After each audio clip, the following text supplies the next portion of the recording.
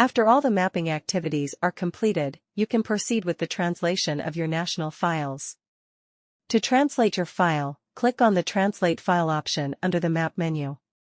The system is able to elaborate different types of file formats, XLS or XML, so you can select the input file type, depending on the format of the extracted file from the national database, and select the activity of interest from the drop-down menu.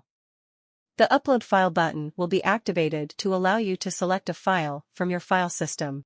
Once the file is uploaded, click on the Check File button to verify the formal correctness of it. If it is well formed, you can convert it or, otherwise revert the upload. To start the translation, click on the Translate button, and a green message will appear, confirming the scheduling of the translation. You will be notified with an email at the end of the translation process. Once the translation has been completed, you can click on the bell icon in the top right corner. The tool will show you a table with your national file sent for translation and information regarding the status of the process, the activity, the unique elaboration identifier number, the file name, the uploaded date, the output format, and the elaboration date.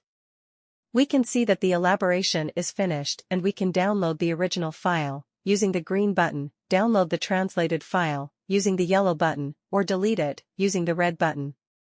In case of errors, the system shows also the blue button that allows you to download the log file containing errors that need to be checked and corrected.